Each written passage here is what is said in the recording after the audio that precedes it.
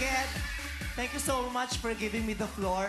Okay, I just want to make things right and I want to make this day a beautiful one. And let's start this right.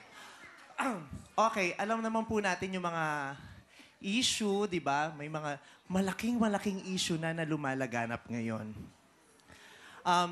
December tuloy. May 17, 2013, naganap po ang Ivice Ganda Mo Ko sa Araneta. It is a comedy concert. It is a comedy show. It is an enlarged comedy bar show. Kasi naganap po sa Araneta.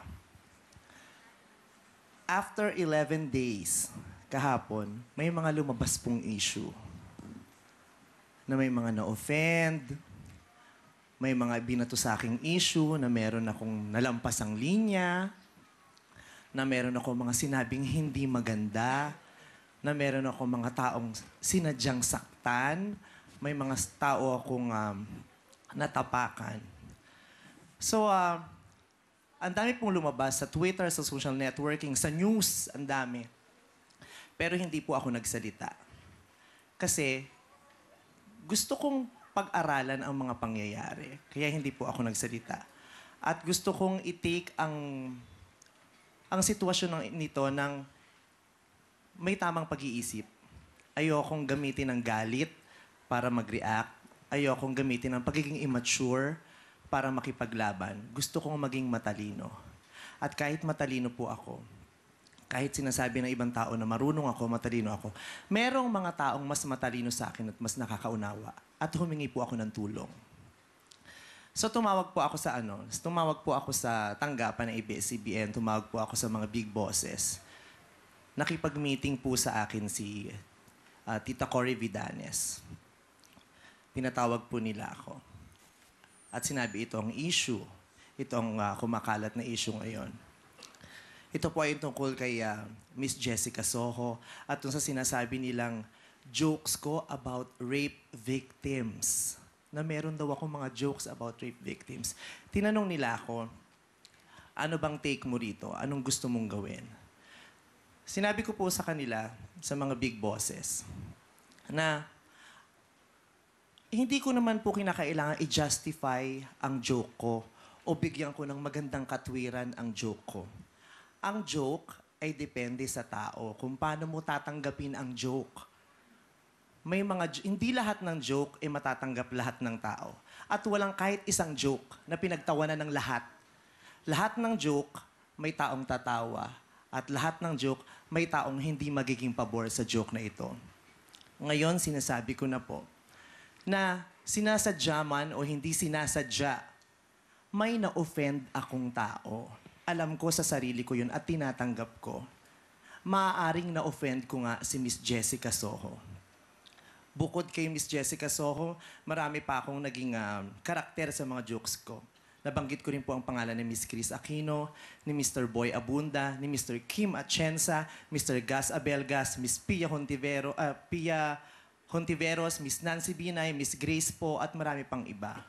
Pero sa pagkakataong to, sigurado ako na na-offend si Miss Jessica Soho at sinabi niyang na-offend siya. So sabi ko, tatanggapin ko yon na naka-offend ako ng tao. At kung naka-offend ka ng tao, tanggapin mo ang pagkakamali mo. At paano mo ba ito matatanggap kung naka-offend ka at nagkamali ka? Hindi ko makakalimutan, isa sa mga pinakasimpleng na ituro sa akin ng mga magulang ko. Sinasadya mo man o hindi mo sinasadya, pag nakasakit ka, humingi ka ng patawad at paumanhin. Lumaki na po ng lumaki ang isyong ito. Marami na silang sinabi na kung anong sinabi ko at may mga naganap dun sa concert na yon. Hindi na ako makikipagtalo. Kasi kung makikipagtala ko, hahaba lang ng hahaba. Ang salita ko magiging laban sa salita nila. Ang salita nila magiging laban sa salita ko. At hindi lang naman kami ang naglalaban-laban. Lahat na ng tao nagsalita na at nagbigay na ng opinyon. Itigil na natin to. Itigil na natin yung pagbibigay ng opinyon. Lalo't lalo pa kung hindi nyo naman talaga alam ang nangyari at hindi kayo nakapanood kasi magiging magulo lang ang mundo. So para po sa akin, tinanong ng management, anong gusto mong gawin? Gusto ko pong mag-apologize kay Miss Jessica Soho. Pwede ako mag-apologize sa Twitter. Pwede ako mag-apologize sa Facebook. Pwede ako magpa-interview kung saan-saan. Pwede kong gamitin ang programang ito, ang Showtime, para mag-apologize. Pero sabi ko, sa akin naman nagsimula at may binitawan akong biro na naka-offend dun sa tao. Kung hihingi ako ng paumanhin, mas sincero at mas mararamdaman niya ang sinseridad ko pag sinabi ko sa kanya ng personal. Kaya tinanong ulit ako ni Tita Cory, anong gusto mong gawin? Gusto ko pong gawing personal ang paghingi ko ng kapatawaran at ng paumanhin. Gusto ko pong makausap si Miss Jessica Soho. Kaya ang sabi ng management, kung sa palagay mo yan ang tama at sa palagay din naman namin yan ang tama, humingi ka ng paumanhin ng personal, tawagan mo si Miss Jessica Soho. Buong puso ko pong gustong humingi ng tawad. As much as possible, ayokong gawing pang publiko ito. Kasi ang plastic, kung gusto mong humingi ng tawad, dun ka dumiretso sa tao. Kung may gusto kong iparating dun sa tao, diretsuhin mo yung tao. Huwag mong iparating sa kung saan-saan. Kaya tinawagan ko po, kara-karaka, kanina, si Miss Jessica Soho. Nag-ring ang phone. May tumanggap sa tawag ko. Sa boses pa lang, alam ko nang si Miss Jessica Soho. Kaya sabi ko, good morning po, magandang umaga po. Pwede ko po bang makausap si Miss Jessica Soho? At sumagot, sabi niya, sino ito? Para saan ito? Sabi ko, ay, ako po si Vice Ganda. Tapos sabi niya, si Jessica Soho ito. Pasensya ka na kasi hindi maganda ang timpla ko ngayong araw na ito. Kaya sabi ko naman, okay po. So is it okay if I just call you later or tomorrow or some other day? Ang sabi niya, I don't think so.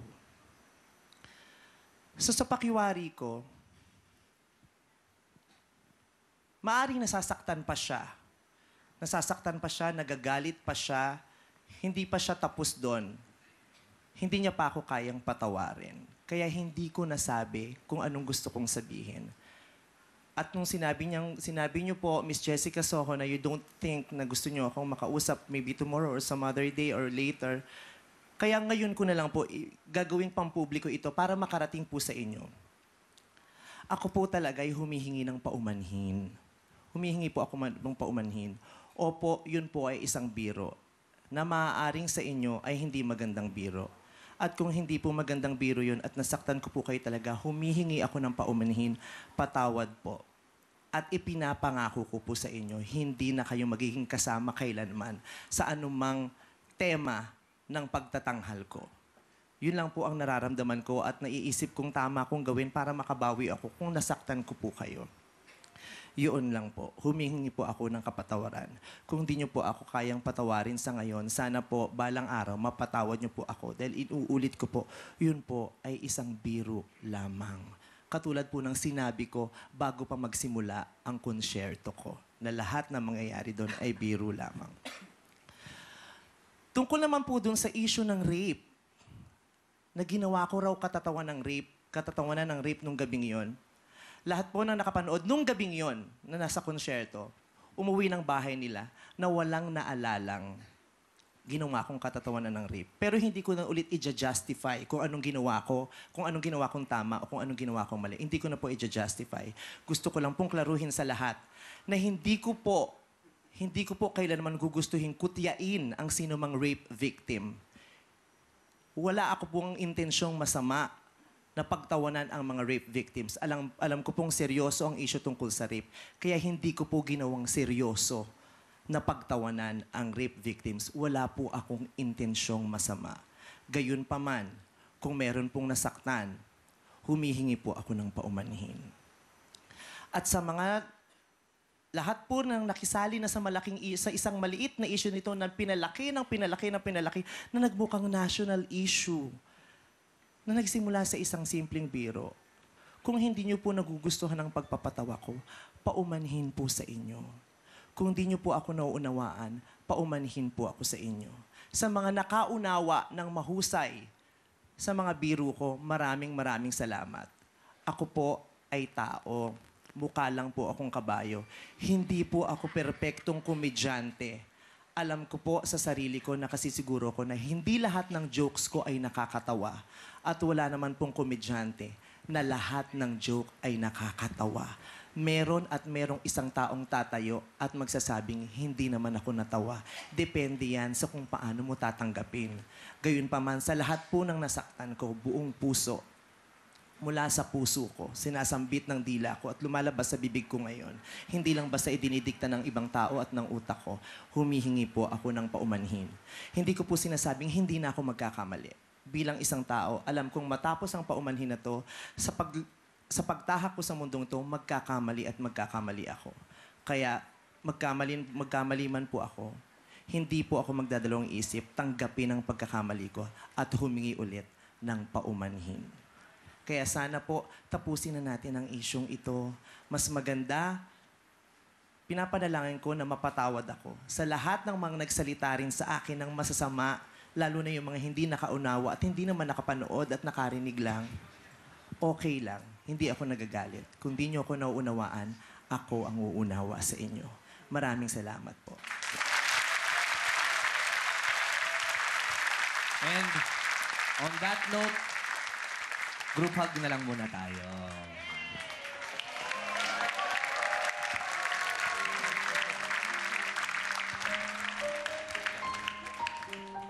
Thank you. Showtime, salamat po sa chance na ito.